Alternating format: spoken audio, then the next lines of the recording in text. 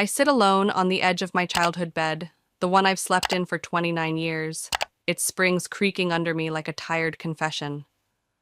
My fingers clutch a framed photo from Lauren's college graduation, the glass cool against my palms, our family frozen in a moment of forced joy. Mom and Dad beam with pride, their smiles wide as the Nebraska sky. Lauren glows in her cap and gown, radiant, untouchable. And there I am, Madison Long, standing slightly to the side, my smile a thin thread that never quite reaches my eyes. Rain taps the window, a restless rhythm, each drop a question I can't answer. Downstairs, Lauren's sobs drift up through the floorboards, sharp and jagged, punctuated by Mom's murmured comforts, soft as worn flannel. My hands tremble, the photo slipping slightly, and I set it face down on the nightstand, a quiet surrender. The wood grain stares back at me, accusing, familiar. A sharp knock rattles the door, and, before I can speak, Dad pushes it open, his broad frame filling the threshold. The lines in his face seem deeper today, carved by something darker than time, his complexion ash-gray beneath a fading farmer's tan. "How could you do this to your own sister?" His voice cracks, rage splintering through it like ice under a hammer. "Dad, what are you talking about?" I ask, but the words feel hollow, drowned by a cold dread pooling in my stomach, heavy as the storm outside. He doesn't answer, just turns abruptly, expecting me to follow. The rain falls harder now, a curtain closing on the life I thought I knew. The living room's oak tones, once warm as honey, feel cold and brittle as I descend the stairs, each step a descent into judgment.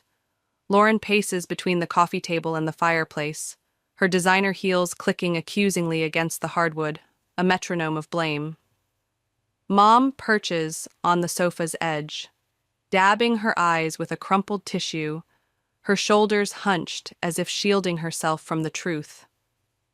Ethan Parker, Lauren's fiancé, stands with an arm around her whenever she pauses, his face a mask of stern disapproval, his suit crisp against the chaos. "What exactly am I being accused of?" I ask, wrapping my arms around myself, a flimsy shield. Lauren whirls toward me, mascara streaking her cheeks like a war paint, her red-rimmed eyes blazing. "My engagement ring is gone," she shrieks. "The 3-carat diamond that's been in Ethan's family for 4 generations." The accusation hangs between us, thick and suffocating, a noose tightening around my throat. "And why would you think I had anything to do with that?" My voice sounds steadier than I feel, a lie I cling to. Mom clears her throat, her tissue trembling. "You were the only one home yesterday when Lauren took it off to do the dishes." "And we found your little savings stash," Dad adds, his eyes avoiding mine, fixed on some invisible point beyond me. $2,500, hidden in a shoebox in your closet. Memory flickers, unbidden. Lauren and me, kids again, climbing the massive oak tree in the backyard, laughing as we reached for the highest branches, the sun dappling our faces. Then it shifts. Lauren's Yale graduation, Mom and Dad glowing, while I stood in the shadows, community college flyers stuffed in my purse. Later, serving dessert I'd baked from scratch, I'd whispered my dream of pastry school, met with polite smiles, conversation diverted like a river around a stone. "That money's for pastry school," I say, my throat tight, words scraping against the silence. "I've been saving for years," Lauren scoffs, tossing her perfect hair. "You've talked about pastry school forever, but never had money before." "We should check pawn shops in neighboring towns," Ethan suggests, pulling out his phone. "It's a distinctive setting, Edwardian-era platinum." "Wait," I cut in, holding up my hands. "You seriously think I stole your ring and pawned it?" Mom and Dad exchange a look, a blade slicing through me. Disappointment, yes, but not surprise, as if they've always waited for me to prove my lesser nature. The room tilts, the air thinning, and I grip the armchair to steady myself, the fabric rough under my fingers. Rain hammers the windows like unasked questions as Dad squares his shoulders, his decree falling like a guillotine. You have 48 hours to pack your things and leave this house. The words land heavy, a physical blow, knocking the breath from me. I search their faces. Dad's jaw set, Mom's eyes darting away, Lauren watching with a strange mix of triumph and uncertainty. No doubt, no crack in their certainty of my guilt, just a wall of belief I can't scale. The room feels foreign now, the oak paneling a cage, the family photos on the mantel mocking me with their staged unity. My hands move on their own, opening my wallet, pulling out the small snapshots I've carried for years, Christmas mornings, summer picnics, faded edges, worn by time. I place them deliberately on the coffee table, a silent severance, the glossy paper cool against my fingertips. I didn't take the ring, I say, my voice steady despite the tremor in my chest. Someday, you'll realize that. Mom's tissue doesn't catch her fresh tears, Dad's face hardens further, and Lauren's gaze flickers, uncertain now, but not enough. I turn, climbing the stairs alone, each step echoing in the hollow space behind me. In my room, I stare out the window at the gathering storm, rain streaking the glass like tears I refuse to shed. My shadow stretches long and thin across the floor, a stranger in my own skin. The house buzzes below, phone calls starting, rumors spreading, my reputation dissolving in real time. I pull my suitcase from the closet, the zippers rasp a final note in this unraveling symphony. Rain pelts my shoulders as I drag it outside, through puddles mirroring the dark sky, the wheels catching on sidewalk cracks, jolting my arm with each stumble, as if the universe itself resists my leaving. My phone buzzes, Lauren again, the 5th time in 20 minutes. But I don't look. The thought of her name sends betrayal washing over me anew, a tide I can't outrun. I pause under the meager shelter of an overhang, water dripping from my hair onto soaked shoulders, and press the buzzer to Tyler's apartment building. It's me, I say, my voice barely audible over the storm, frail against the night's roar. Tyler's apartment door swings open, and warmth spills out, a stark contrast to the rain-soaked streets behind me, their puddles reflecting a bruised, endless sky. The space is small, cluttered with military medals pinned to the walls, textbooks stacked haphazardly, but it glows with a heat that has nothing to do with the radiator humming in the corner. My suitcase drips onto the floor as Tyler takes it, his hands steady where mine shake. "You're soaked," he says, setting the case aside. "Get changed, then we'll talk." The couch is already made up, fresh sheets, a folded blanket, a pillow newer than anything else here. A stack of towels waits on the coffee table beside a mug of tea, steam curling upward like a fragile promise. In the bathroom, I catch my reflection in the mirror. Mascara trails down my cheeks, mingling with rain I didn't realize was tears. My eyes hollowed out, a stranger staring back. I peel off wet clothes, pulling on Tyler's oversized Air Force t-shirt and sweatpants, the fabric soft against my raw skin. When I emerge, he's waiting, 2 mugs on the table now, his gaze steady, no pity, just resolve. "Start from the beginning," he says, and somehow that makes it possible to speak. My voice wavers at first, then steadies, recounting Lauren's shrieks, Mom's tears, Dad's decree. My phone buzzes in my pocket, Lauren again, but I let it hum against my thigh, unanswered. Tyler listens, his jaw tight, the tea burning my tongue back to life as I finish. "Whatever you need, I'm here," he says, and I press my forehead against the cool window, whispering to the empty room. Where do you go when the people who are supposed to love you unconditionally believe the worst? Outside, the storm rages on, but here, in this cluttered haven, a flicker of something, hope, maybe, takes root. Morning light slices through Tyler's apartment, harsh and unyielding, casting long shadows across the cluttered floor where my suitcase still sits, damp from last night's rain. I cradle my phone, its screen a battlefield of notifications, 29 ignored calls, voicemails piling up like debris after a storm. My thumb hovers, then presses play on the first message. A friend from high school, her voice tinny and hesitant. Madison, Lauren told everyone you stole from her. Is it true? Call me back.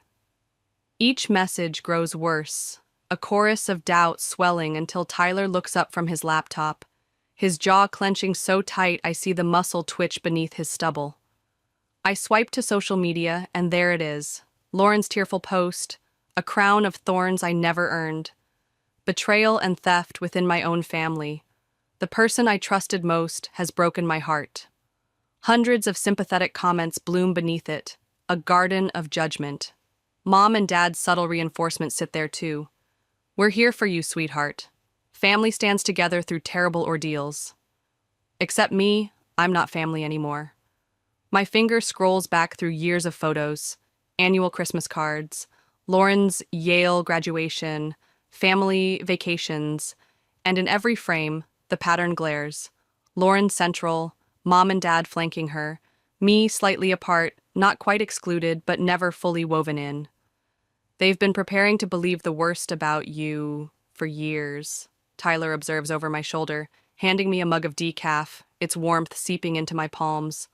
Look how they're positioned, like they've always seen you as separate. The realization lands sharp and clear, a blade cutting through fog. My phone buzzes again, my boss's name flashing, and I answer with a hand that won't stop trembling. Madison, he says, voice catching, you're a great employee, but the Parkers are our biggest donors. We can't have this publicity, I'm sorry. The call ends, and I set the phone down carefully, as if it might shatter what little remains of me. They didn't just take your home, Tyler says quietly, his eyes dark with understanding. They're making sure you have nowhere to go.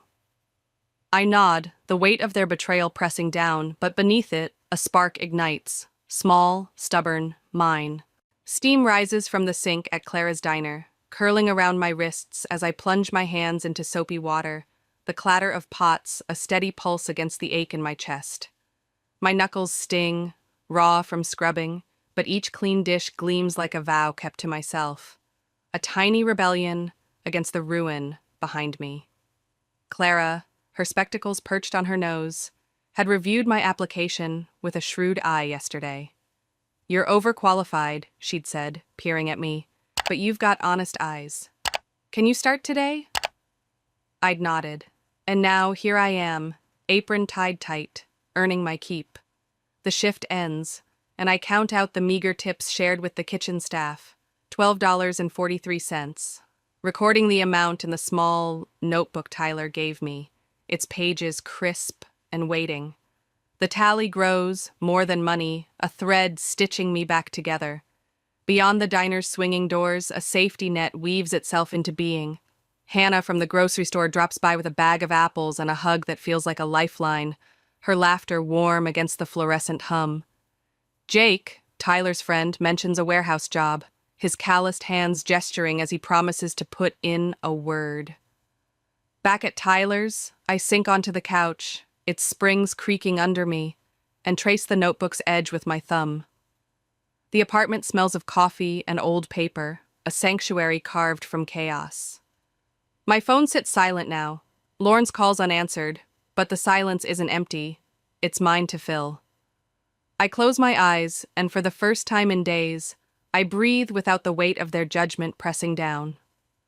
The work is mindless, yes, but honest, and in its rhythm, I hear the faint echo of a future I might yet claim, one dish at a time. The credit union's fluorescent lights buzz overhead, sterile and bright, as I stand at the teller's window, my first week's pay clutched in my hand. Crumpled bills and coins earned through sweat and soap. I'd like to open an account, I say, my voice stronger than I expect. Just my name on it. The teller nods, her fingers tapping efficiently, and I sign the form, the pen steady now. My signature a line drawn in fresh earth, a boundary no one can cross. The simple act feels vast, a flag planted on uncharted ground, mine alone. Later, at Tyler's, a letter arrives, heavy cream stationery, Richard's law firm, letterhead stark against the clutter. My hands tremble as I read. Demands to cease harassing the Parker family. Threats of legal action if I persist. But I haven't even tried to contact them, I whisper, the paper shaking in my grip. Tyler folds it carefully, his expression grave.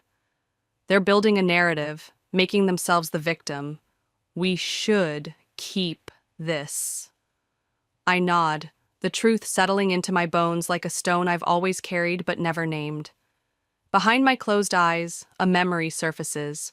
Lauren at the kitchen sink, laughing with Ethan, slipping off her ring to wash dishes, the diamond wobbling on the counter's edge. I'd watched it slide into the gap near the wall, meant to mention it, but Mom had called me to unload groceries, and it slipped away. My finger hovers over Dad's contact. One call to end this, but I set the phone down. They wouldn't believe me anyway. The certainty is a quiet ache, but it fuels me too. A spark flaring brighter with each step I take alone. The warehouse hums with the drone of forklifts, a steady heartbeat beneath my boots as I weave through aisles, clipboard in hand, inventory numbers blurring into focus. 9 months here, and I've clawed my way to shift supervisor, nights spent memorizing shipping regs on lunch breaks, eyes burning until dawn. The work is grueling, but it's mine. Each promotion a brick in a wall I'm building around myself. I've moved out of Tyler's now, into a studio apartment, smaller than my childhood bedroom. One window, staring at a brick wall. Pipes knocking when the upstairs neighbor showers. But the rent comes from my earnings. No family loans, no strings. And the futon sags with the weight of my own making. A crinkled newspaper lies folded in my pocket, avoided all day until I smooth it open on my lap, the society page staring back. Lauren's perfect smile beams up at me.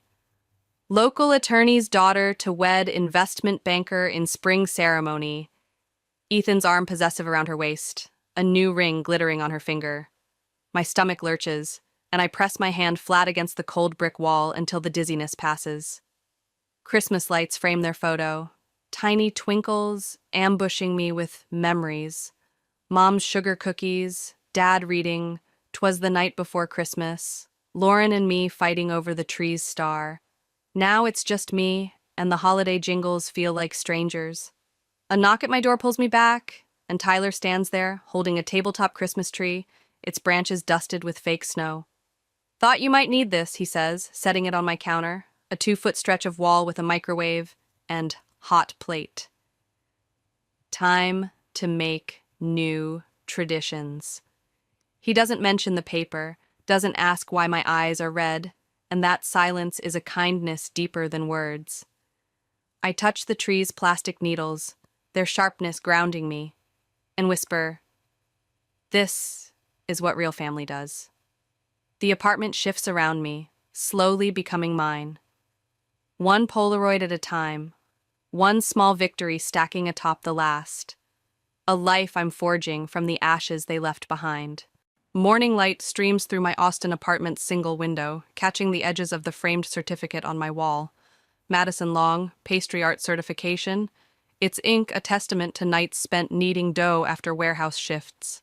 Flour dusting my hands like a second skin.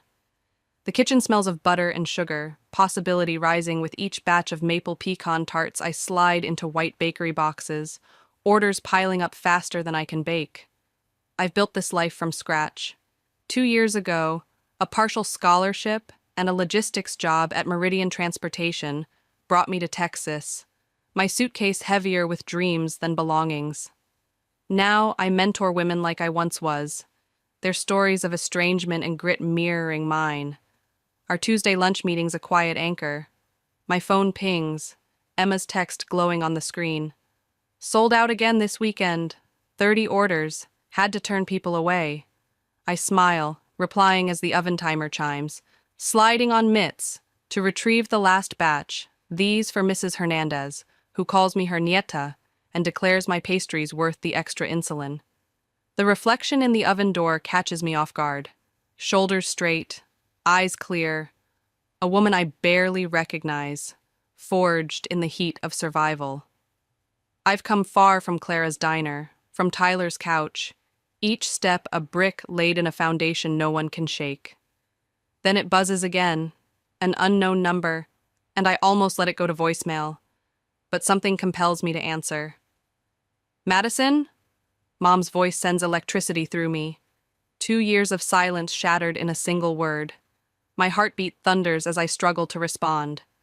Yes? I manage, and she pauses, the weight of unspoken history crackling through the line. We need to talk to you, she says. Then the 3 words that could unravel everything I've built. We found the ring. I set the phone down, my hand steady despite the storm, stirring within, and whisper to the empty room. It's time. The tarts cool on the counter, their sweetness a quiet promise as I prepare to face them again. I arrive at Riverside Coffee 20 minutes early, slipping into the corner table with a clear view of both entrances, the chair's wooden back pressing against my spine as I position myself with the wall behind me, a defensive posture I've earned. Coffee steam curls upward, warming my hands as I wait. Tyler's text buzzing in my pocket. I'm parked across the street. 1 word, and I'm inside. I type back, I'm fine, just stay close, and glance up to see them walking through the door. Ellen, Richard, and Lauren, moving as a unit, just as they always have. Dad's shoulders slope more than I remember, Mom's hair grayer, Lauren's designer coat hanging looser, 4 years carving itself into their faces.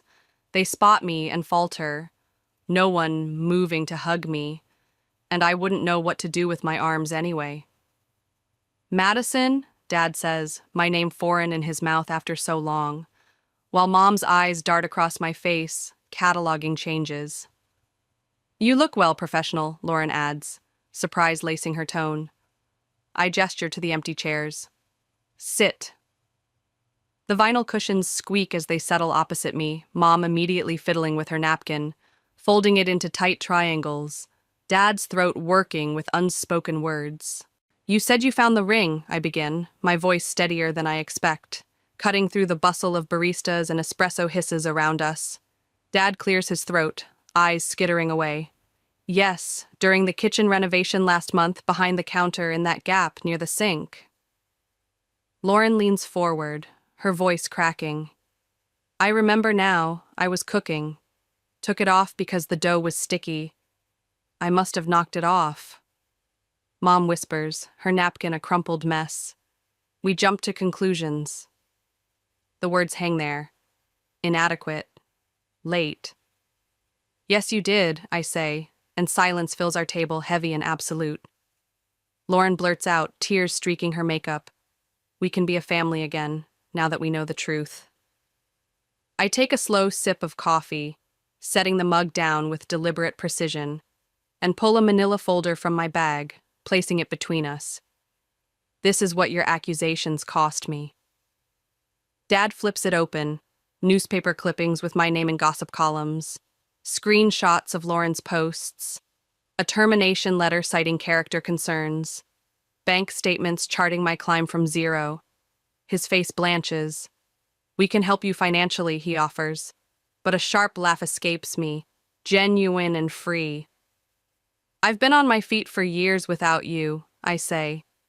Since you last saw me, I've been promoted twice, supervised 16 people, completed my pastry certification with distinction, and bought my own apartment without $1 a word from you. Mom dabs at fresh tears. Lauren pleads, I need my sister back, but I don't reach for her hand. I'm not the same person you threw away, I tell them, meeting their gazes in turn. Forgiveness and reconciliation aren't the same. Coffee once a month, maybe phone calls. We start small. I stand, dropping cash for my drink, and walk away, my boots clicking against the tile, their reflections watching me go, through the window dawning realization on their faces. The Nebraska air slaps my face like a memory as Tyler and I step from the rental car, frost crunching beneath my boots, my breath forming clouds that fade in seconds, like so much I once thought permanent. I carry pastry boxes, Cranberry scones, gingerbread cookies. Not peace offerings, but gifts, a distinction I've learned. Mom opens the door before we reach it, her arms twitching as if to hug me, then falling back, respecting the boundary I set. "Madison," she says, voice tight, "you look wonderful." Dad nods stiffly behind her, Lauren hovering in the doorway, uncertainty etched into her frame. Inside, the house smells the same. Mom's potpourri, Dad's pipe tobacco lingering despite his quitting. And the furniture sits, unchanged, but the space feels smaller, compressed by time. "Your hair's different," Lauren offers, and I touch the shoulder-length cut, styled with confidence now, not pulled back to vanish. "Texas is hot," I reply, and conversation stumbles. Mom mentioning church friends I barely recall. Dad asking about my job, impressed when I explain managing international shipping. After dinner, I step outside, the cold night air biting as the oak tree looms, silhouetted against a star-speckled sky, smaller than it once seemed. Tyler joins me, 2 mugs of coffee steaming in his hands, and I accept one, warming my palms. "It looks smaller," he says, and I nod, sipping the bitter brew. "I used to think it touched the clouds." We stand in silence, our breath misting above us, Orion's belt gleaming bright, the same stars I see from my Austin balcony. "I expected vindication, resentment," I murmur, "but mostly, I feel peace." He bumps my shoulder gently. "Perspective." I correct him softly. I see the whole picture now. Them, me, this tree. It's just a living thing, growing as best it could. Inside, their voices continue, life moving on, and I'm okay with not being its center. Back in Austin, I stand in my kitchen, sliding chocolate bourbon pecan tarts into travel containers, the Christmas tree in the corner aglow with ornaments I've collected, no heirlooms, just fresh beginnings. The apartment smells of sugar and possibility, my logo, an oak tree with spreading branches stamped on each box, ironic yet fitting, a nod to roots that fed me and wings I grew myself. My phone buzzes, Mrs. Hernandez texting a photo of the Texas night sky. Same stars watching over you there and here. I smile, the coincidence a quiet truth, and pack my suitcase for Nebraska. Not for Christmas, but a visit on my terms, 3 nights in a hotel, not that house. Tyler's flying in tomorrow, bringing a box of Nebraska snow, joking I'll forget my roots, but they've shifted, growing in new soil. Across my table, applications from 3 mentees wait, women facing crises I've known, and I'll lift them as I was lifted. Lauren's latest letter sits on the counter. Photos of Mom's birthday, Dad's retirement, their new puppy. No guilt this time, just a line. "We're learning to respect your boundaries." Too late, maybe, but as Tyler says, healing happens on my timeline, not theirs. A storefront lease email pings, viable, numbers checked against my logistics salary and growing customer base, and Tyler's text follows. "Approved for the transfer, Texas by March if you'll have me." Warmth spreads through me, the universe expanding, not contracting. In Nebraska, I'll stand under that oak again, but it's no monument now, just a tree, and I'm no longer its shadow. My reflection in the darkened window shows flushed cheeks, eyes bright, a woman carved by her own hands. I touch the framed certificate beside my bed, whispering to the empty room, 2 years ago, they said I'd never amount to anything. For the first time in years, my smile reaches my eyes, full and unguarded. The stars outside arch over my past and future, and I know, with quiet certainty, I'm exactly where I need to be, on a path I've hewn alone, under skies that shine in both worlds.